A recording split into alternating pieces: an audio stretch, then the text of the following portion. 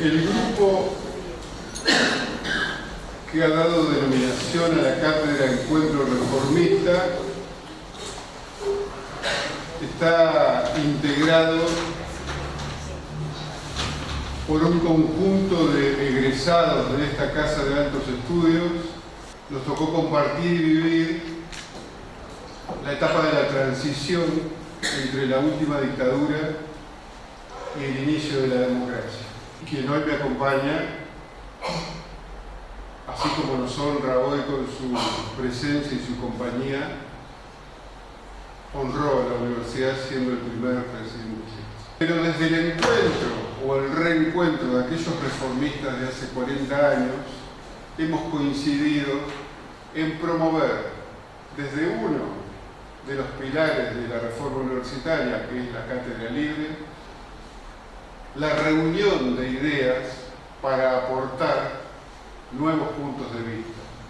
El doctor Plastino, como todos ustedes saben, es doctor en física, egresado de esta universidad, ha sido 2 veces presidente de la Universidad de La Plata, presidente de la Comisión de Investigaciones Científicas de la provincia de Buenos Aires,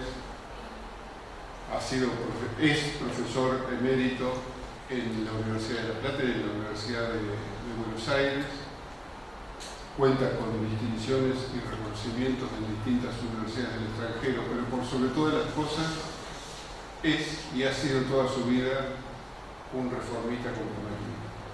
Vamos a escuchar sus reflexiones y opiniones sobre el vínculo entre lo que fue la filosofía que inspiró a la Universidad de Bolonia, una de las universidades más antiguas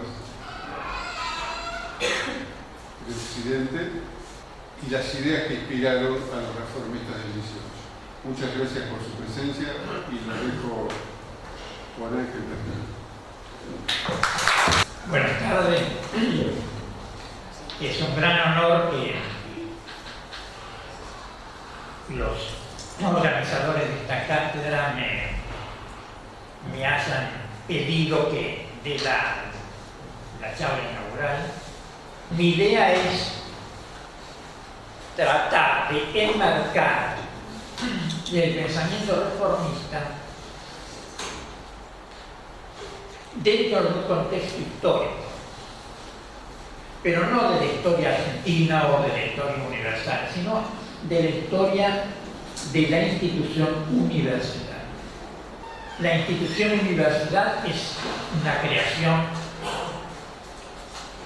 puramente europea que surge por primera vez en el planeta, en la ciudad de Bolonia, en el primer siglo del segundo milenio. La Universidad de Bolonia se considera a sí misma como fundada en el año 1088, y yo tuve la suerte de que me invitaran cuando cumplieron 900 años, porque invitaban a una universidad por país. Y bueno, yo tuve la suerte que en Argentina eligieran a la UNLP. Bueno, esa primera universidad nos muestra claramente las esencias de esta institución. Es una institución que no existía. Para poder entender esa emergencia de algo tan nuevo y tan distinto, tenemos que considerar qué estaba pasando en Europa. Europa era en ese momento, más o menos hasta el año 1000, uno de los lugares más pobres del mundo. Un sistema de producción muy primitivo, muy rudimentario, una organización política que se llama feudalismo, y en ese marco, sin embargo, va a surgir la primera universidad. Brevemente, ¿qué es el feudalismo? Es un sistema en el cual las unidades políticas son muy pequeñas, unas cientos de hectáreas son una unidad política independiente, o sea que había cientos de feudos que cubrían la superficie de Europa. Cada feudo tenía un señor un grupo de militares de apoyo, un grupo de gente que trabajaba la tierra, que el señor se la daba en alquiler y tenían que pagarle por el producto de su trabajo. Estos se llamaban los vasalios, y un grupo más bajo todavía de gente llamada siervos, que eran campesinos que trabajaban en la tierra sin ninguna paga. Este sistema cubrió Europa y duró mucho tiempo. Es un sistema muy estable, muy primitivo, muy rudimentario, pero muy estable, duró siglos, y recién terminó en Europa en los 1800, en los primeros años de los 1800, en que Napoleón Bonaparte eliminó el feudalismo en todos los pocos lugares de Europa que quedaban. Cada feudo era autosuficiente. Vivían de lo que producían. Vivir con los nuestros se decía desafortunadamente hace unas décadas aquí en Argentina como algo bueno. Bueno, el feudalismo es vivir con ellos. Van a pasar algunas cosas muy desafortunadas. Primero, un cambio meteorológico muy importante. Aumenta mucho la temperatura de Europa. Eso hace a la tierra más productiva. Se generan innovaciones en el cultivo que van a aumentar tremendamente la productividad. Por empezar, se reemplazan los bueyes por los caballos. Un caballo produce por 4 bueyes, de manera que aquí tenemos un factor 4 de aumento de la productividad en la tarea agrícola. Se dejan de usar los arados de madera, que se usaban solamente por arados de hierro.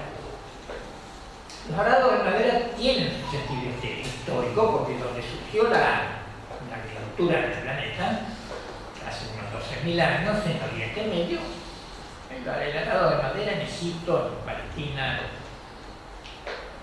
anda muy bien, pero no en las tierras duras de Europa.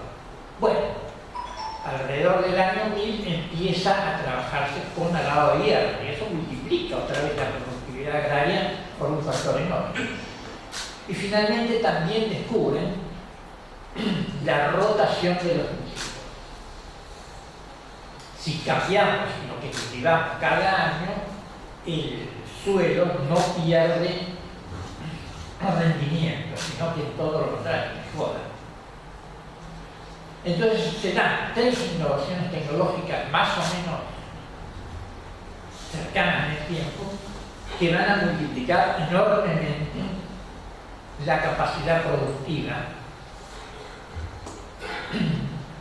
en Europa, y eso genera inmediatamente la necesidad de comercio. Si a mí me sobra lo que produzco, voy a querer cambiarlo por otra cosa. Entonces va a comenzar la transformación de una sociedad dividida en feudos aislados y sin contactos en una sociedad que necesita forzosamente, imperiosamente, desesperadamente comercial. ¿Cuál es el problema? No había reglas, pero la gente ahora quería exportar lana de Inglaterra al norte de Italia. ¿Cómo hacían? Tenían que pasar por 50 feudos, cada uno con sus reglas. De manera que era imperioso encontrar algo que facilitara el comercio. Y como vamos a ver, la solución a esa necesidad imperiosa de encontrar reglas para desarrollar el comercio, esa necesidad es la que va a dar origen a la universidad. 500 años antes, todavía existía el Imperio Romano, que tenía una legislación muy sofisticada, pero que claro, se había perdido. El Imperio Romano cae porque es invadido por pueblos primitivos de origen germánico, que son los que van a culminar e instalar el feudalismo. Y por eso se pierde casi toda la cultura y la herencia, el legado de Grecia y del Imperio Romano. Pero por suerte, por el año 500, un gran emperador romano, pero con sede en Constantinopla, llamado Justiniano, hizo una gran compilación de la legislación comercial y civil del Imperio Romano. Aparece esa recopilación de Justiniano, son varios volúmenes, en una ciudad del norte de Italia, Colonia. Y más suerte todavía, había una persona que podía leer el latín de 500 años antes. Había en esta época en Bolonia una persona que era experta en el latín antiguo y que por lo tanto podía leer la compilación original. Este señor, Gabriel Neri, empieza a trabajar en esto. Mucha otra gente se va enterando de que se está haciendo algo tan importante y se trasladan de todos los puntos de Europa a Bolonia para participar en la tarea de Neri. Y ahora de repente aparece en Bolonia un par de miles de personas que venían entusiasmadísimas para aprender y trabajar con Irnerio en la recopilación del derecho. Esto es un gran impacto para una ciudad de 5.000 habitantes que de repente te caigan 2.000 más. Eventualmente llegaron a 13.000 el número de extranjeros que llegaron a estudiar a Europa. Esto generaba muchos problemas, muy buenos para la economía de la ciudad, obviamente. Las ciudades inmediatas, la ciudad de Colonia, que otras, pero acogían con entusiasmo, fervor, que les saliera a una universidad, porque su economía mejoraba notablemente. Pero en ese momento lo que existía era la asociación por trabajo. Y a los pasados, los campesinos, ¿cierto? Y en los restos de ciudades que quedaban, artesanos, carpinteros, herreros, los oficios, agrupados en gremios. Lo que tenía personería era el gremio. Y esa personería del gremio la heredaban los artesanos que trabajaban en cada especialidad. Pero los estudiantes, y en medio la gente que pasó a ayudarlo como asistente y después como profesores, no pertenecían a ningún gremio. Y eso era peligrosísimo, porque existía una institución que se llamaba la represalia, que consistía en que si a Juan Pérez, un napolitano, le debía dinero, Juan Pérez se lo podía cobrar a cualquier napolitano que pasara por su ciudad. Entonces, la gente que estaba trabajando sobre la compilación de Justiniano estaba en peligro permanente. Necesitaban una protección. Y esa protección se la va a dar el Papa. El Papa, que era muy consciente de la importancia de lo que se estaba haciendo en Bolonia, decide en el año 1088 darle estatus gremial a estas personas con el medio de la cabeza, que estaban trabajando en la compilación judicial. La primera palabra era todos, porque la bula decía esencialmente todos aquellos que se encuentran en Bolonia trabajando sobre la compilación de Justiniano constituyen un gremio como cualquiera de los otros tres. Y como se dice todos en latín, universitas. Por lo tanto, esta bula es la Universitas Bologna. Y ahí nació nuestra. Entonces veamos algunos rasgos inmediatos. Autonomía. Pues los gremios eran autónomos, elegían sus propias autoridades, sin que nadie fuera de acuerdo a la ley urbana, se daban sus propias reglas de formación y trabajo, y más aún se juzgaba, es decir, si un panadero cometía un delito, lo juzgaba el gremio de los panaderos.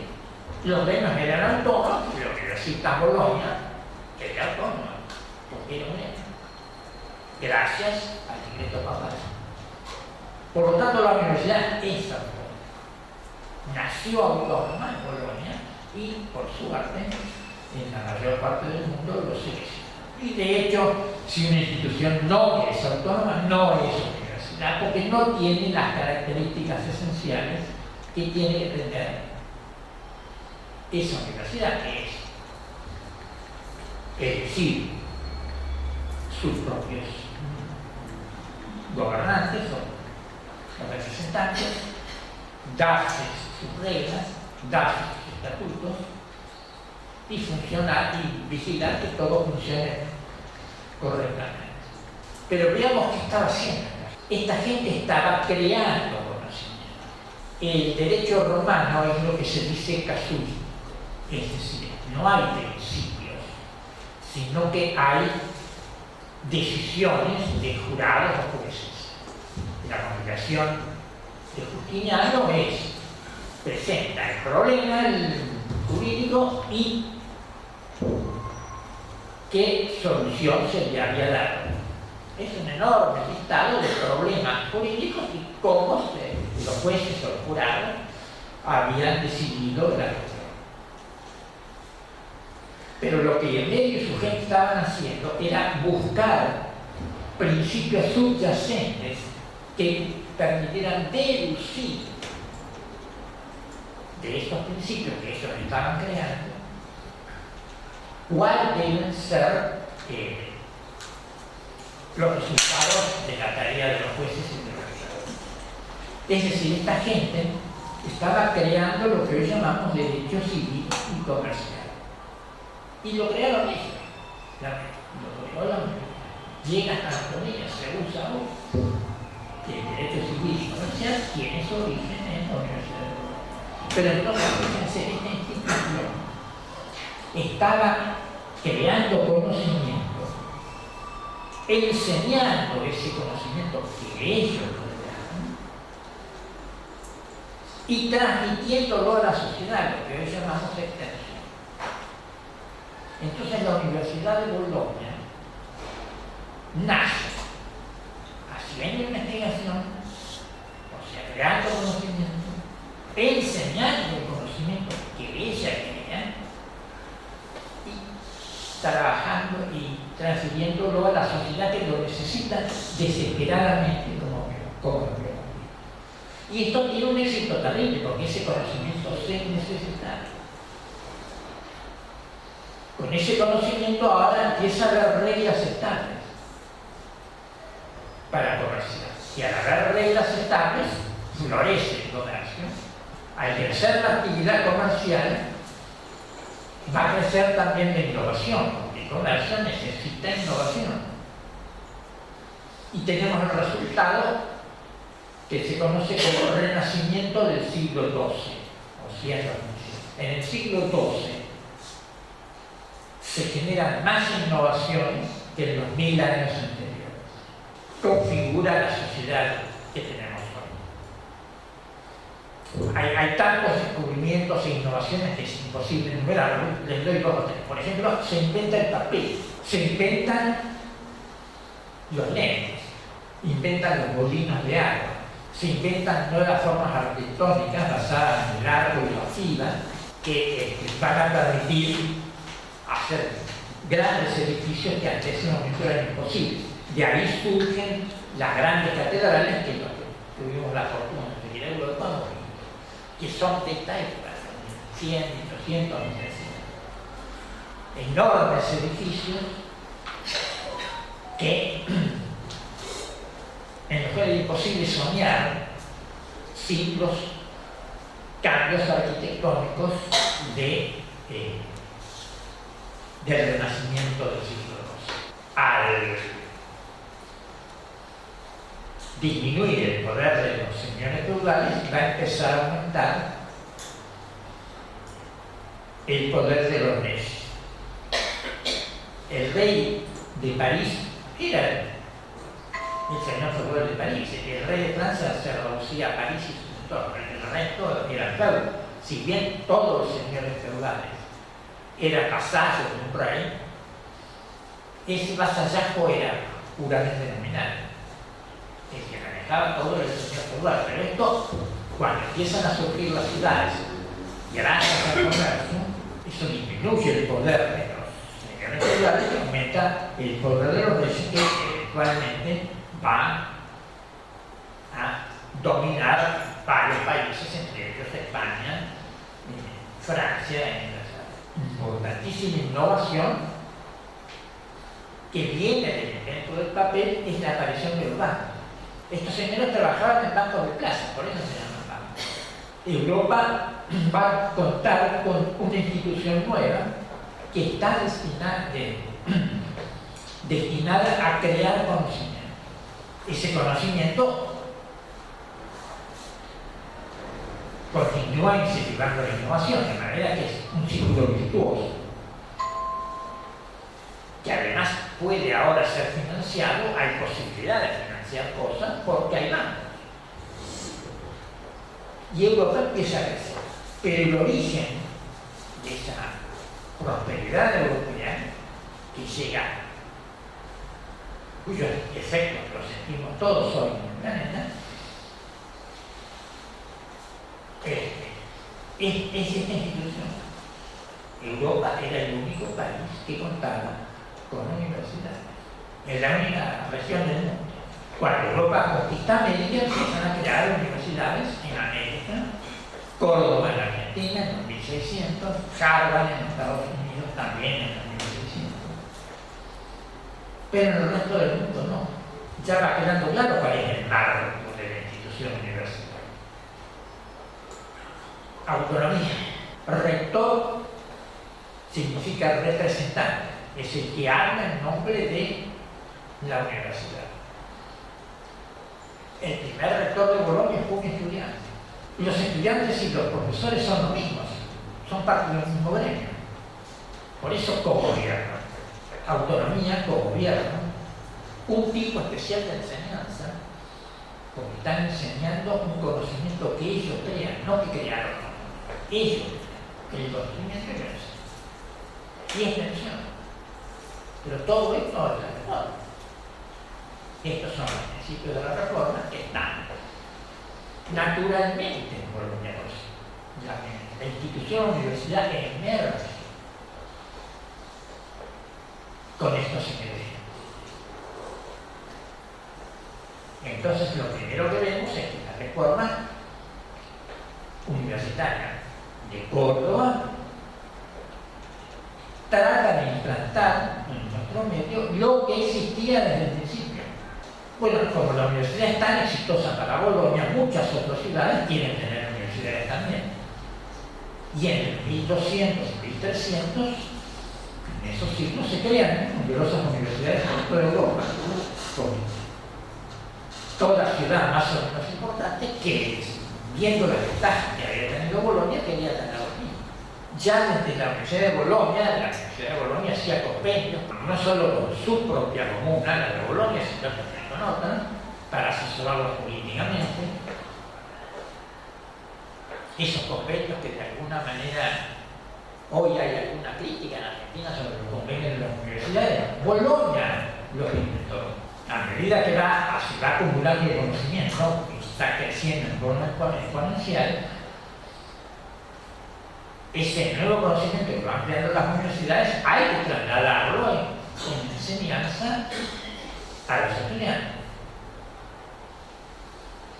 Pero acá hay una diferencia fundamental entre el conocimiento que enseña la universidad y el que enseñan instituciones no universitarias.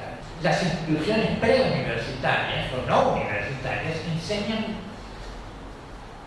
conocimiento generado por otros y cristalizado en una forma cerrada. El término técnico para esta forma de enseñanza se llama exégesis. Es una palabra griega y aparece en Occidente porque es el nombre que se le da a la interpretación que hace la Iglesia Católica de la Biblia. Entonces, en los países católicos, la gente no aprende la Biblia, aprende lo que la Iglesia Católica dice que la Biblia explica. Ven que hay un conocimiento mediado. Bueno, la enseñanza preuniversitaria o no universitaria es exégesis, pero no la enseñanza universitaria. La enseñanza, aunque un profesor enseñe que el conocimiento generado por otro, lo que el profesor universitario enseña es su interpretación personal de lo que del conocimiento generado por otra persona. Es lo que él o ella interpreta que ese conocimiento significa. Y por lo tanto cambia de profesor en profesor. Este conocimiento a enseñar tiene puntos de vista distintos, pues el profesor los enseña. El tipo de enseñanza universitaria es diferente de los otros tipos de enseñanza, porque es una enseñanza con contraposición de ideas. Fulano dice esto, Mengano dice esto otro, y yo, que tengo que enseñar a aquel que dice Fulano y Mengano, opino esto. Esa contraposición de ideas se llama pensamiento crítico. Entonces, lo esencial de la enseñanza universitaria es el pensamiento crítico. Es una forma de análisis racional de las posibles variaciones o posibilidades de determinado tema que nunca está cristalizado, sino que esté evolucionando todo el tiempo. Y una persona que ha hecho más o menos un 25% de una carrera universitaria, automáticamente adquiere el pensamiento crítico. ¿Por qué es importante esto? Es importante para la economía, porque está medido, estudiado mucho en Estados Unidos, que las personas con capacidad de pensamiento crítico son mucho más productivas por las personas que no tienen capacidad de pensamiento crítico. No es la universidad, las instituciones que genera pensamiento crítico, pero es la única que lo garantiza. Si una persona probó, digamos, todas las materias de los primeros 2 años y alguna materia del tercer año, adquirió pensamiento crítico. Cuando se cuestiona la eficiencia de la universidad, no se sabe de lo que está hablando. La universidad enseña pensamiento crítico con un éxito del 100%. Los cuestionamientos a la eficiencia de la universidad son simplemente disparatados y reflejan ignorancia. Prácticamente desde el vamos hay siempre problemas porque es una institución esencialmente política. ¿Por qué se discute? La universidad es discusión de ideas. 1227. Unos estudiantes borrachos de la Universidad de París matan a un tabernero. El rey, recuerden, el rey de París era rey de París, no de Francia. Los ahorca. Y la universidad se declara en huelga porque se violó su autonomía. Solo la universidad puede juzgar a su miembro, no el rey. La huelga dura 3 años, finalmente lauda el Papa, diciendo que la universidad tenía razón, que se había violado su autonomía, y el rey le debe pedir disculpas a la Universidad de París, cosa que efectivamente hace. Entonces, una gran huelga universitaria que duró 3 años tuvo lugar en 1227, en defensa de la autonomía. El otro tema que afecta a toda la sociedad humana es, y que va a afectar a las universidades, y la burocracia. Bueno, vamos a ver, no hay organización, Estado o no Estado, no hay organización sin burocracia. La burocracia hace posible que haya organizaciones, pero tiene problemas, obviamente, como todas las cuestiones humanas, la burocracia tiene. ¿Cuál es el problema de la burocracia? Que el burócrata está muy conforme con lo que hace y no quiere que le cambien su tarea. Yo hago A, B y C, basta, no me metan D. Pero en una institución como la universidad, esto es terrible. 100 años antes del descubrimiento de América, China había creado una flota comercial espectacular que hubiera podido descubrir América. Ellos no lo sé. Pero la burocracia china que controlaba veía que el auge del comercio chino, generado por la posibilidad de navegación que tenía la flota china, mermaba su poder. Y entonces simplemente hicieron que el emperador chino prohibiera el comercio de ultramar a China. Es considerado uno de los crímenes mundiales de la burocracia y que perjudicó muchísimo a China. Pero bueno, el burócrata esencialmente tiene el problema de que no quiere cambiar. Cuando en los 1600 aparece la ciencia, como la revolución, lo que se llama la revolución científica, por supuesto aparece en la universidad, donde va a aparecer.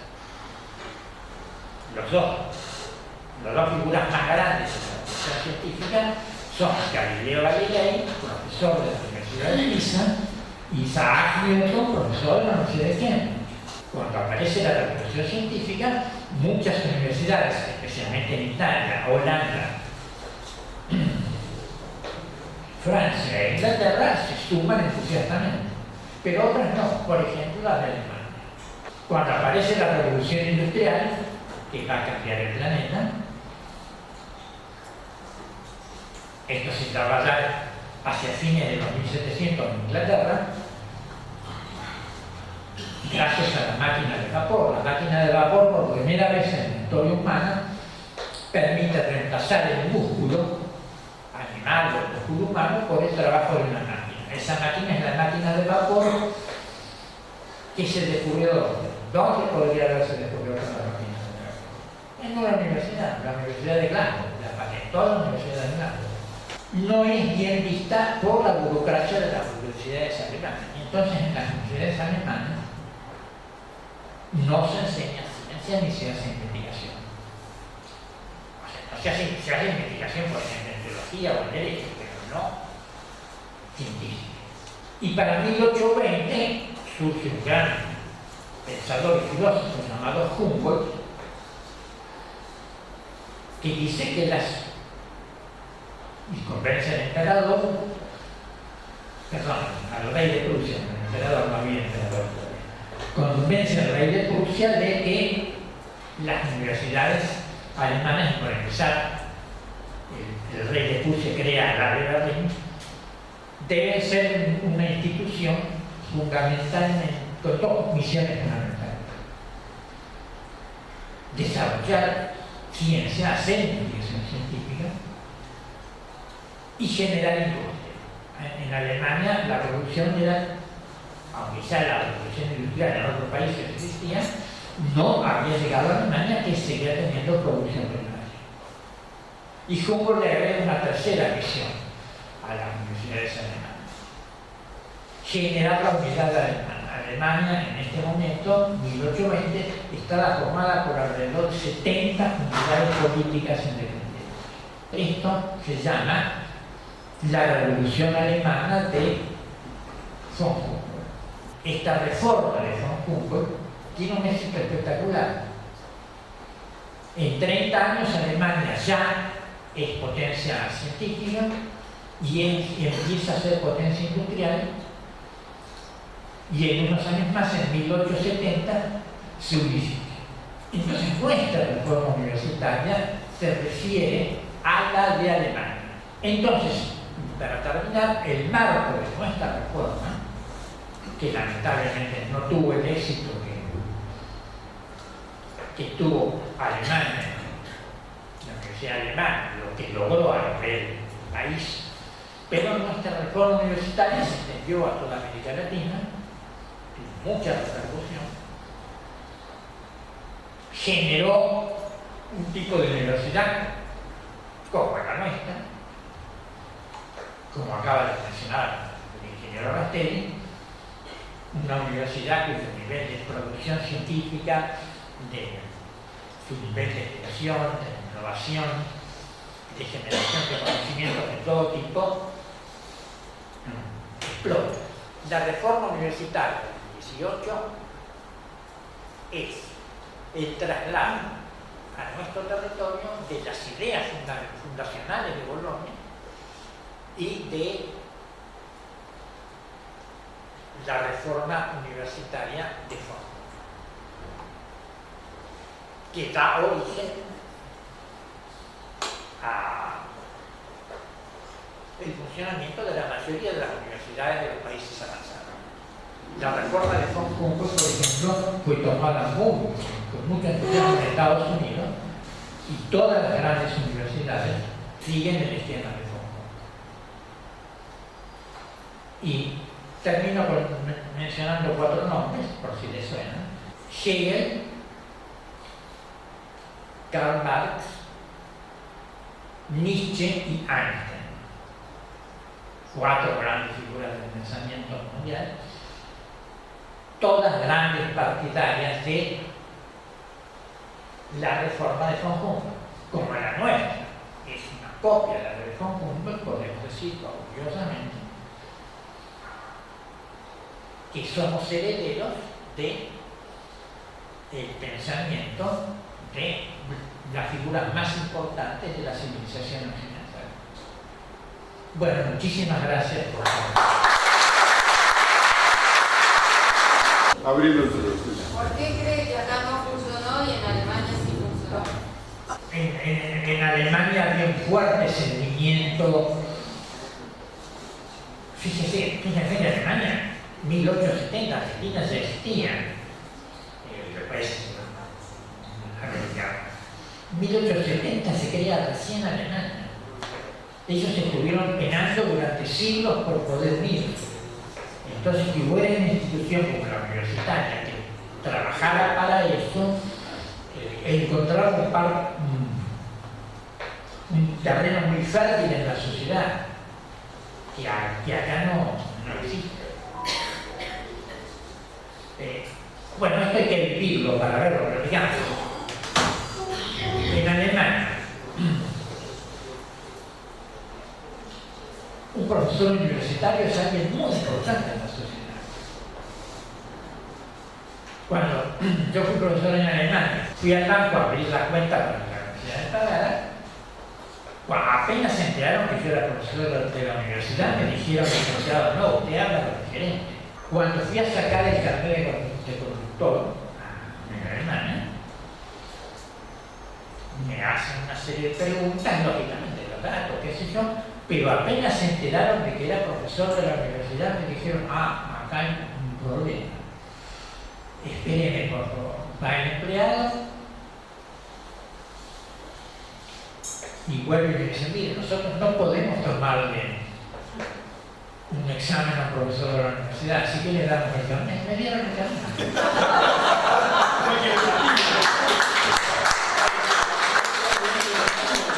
Por eso, la reforma de conflicto hay una sociedad que está para eso. Muchísimas gracias, Ángel, por seguir teniéndonos paciencia y dedicándonos tiempo a estas aventuras. Habla de tu reiterado y permanente compromiso, fundamentalmente con la educación, con nuestro país y por supuesto con las ideas reformistas. Buenas tardes.